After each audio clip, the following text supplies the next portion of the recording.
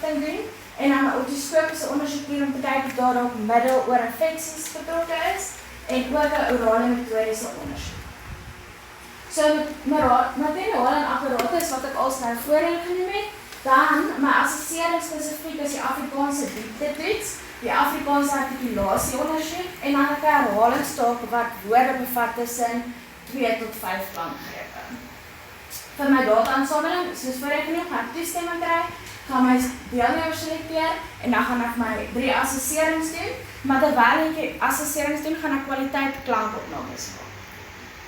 Vir data-analyse sal ek my opnames steel vir my luisteraarspaneel. So dit sal bestaan uit 3 tot 5 mense wat Afrikaans eerste taalsprekers is met normale gehoor.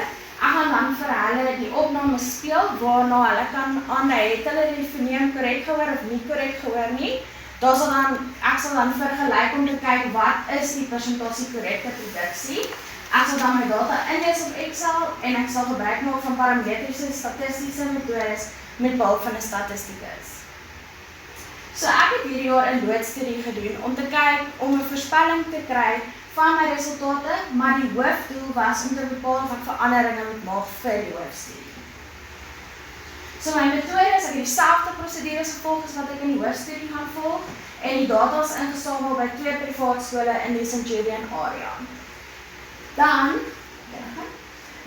my resultate het ek geïnterpreteer volgens my 75% korrekte of 75% teoretiese raamwerk. So as 'n groep dan byvoorbeeld die S-klank 75% korrek uitgespreek het ek dit gesien as verwerf. So as ons kyk na vokale, is alle vokale op die ouderdom van 2 jaar verwerf en selfs die produksiepersentasie het die 75% oorskry. Van meeste vokale het 'n persentasie van 100%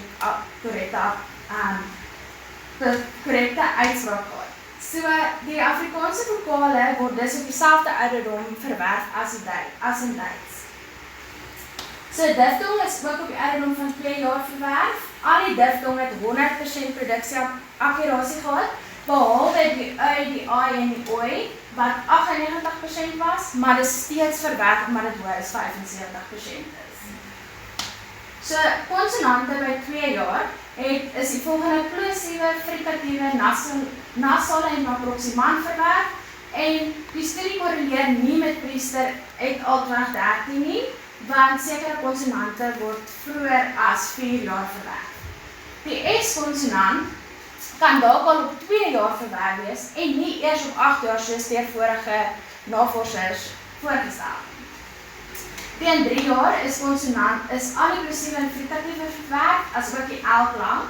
En dan raak produksie van die R-klank, wat baie interessant is hy tussen 2 en 3 jaar van 3% na 68% verbeter. By 4 jaar is die R dan verwerf en die resultate van my loodstudie korreleer nie by die vorige navorsing nie, want die R is verwerf voor 6 tot 8 jaar.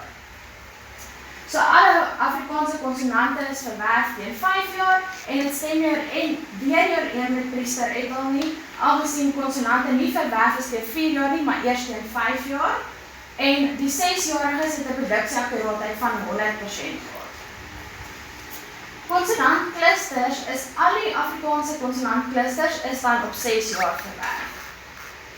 So as ons kyk na die persentasie korrekte produksie van konsonante met 8 klusters met 3 konsonante, is die SKR in die middel is verwerf teen 3 jaar, die SPR is verwerf teen 4 jaar en die STR eers teen 6 jaar. So as ons kyk na klankgrepe is 2 en 3 woorde met 2 en 3 klankgrepe eers op 3 jaar verwerf, op 4 jaar verwerf, 4 klankgrepe op 5 jaar en 5 klankgrepe op 6 jaar. So, in gevolgtrekking net om al my resultate saam te vat, is alle vokale en diftonge teen 2 jaar verwerf, alle konsonante teen 5 jaar, alle klusters met 2 konsonante teen 5 jaar en 3 konsonante teen 6 jaar, 5 klankgrepe woorde is teen 6 jaar, maar meer deelnemers is nodig om al die bogenoemde te staaf en dis hoekom ek my hoofstudie gaan doen. So veranderinge vir die hoofstudie vir die laaste skyfie is die volgorde van toetse moet ek verander. Ek eers die lang toetse doen, dan die kort toetse, omdat dit klein kinders is en hulle konsentrasie is nie altyd baie goed nie.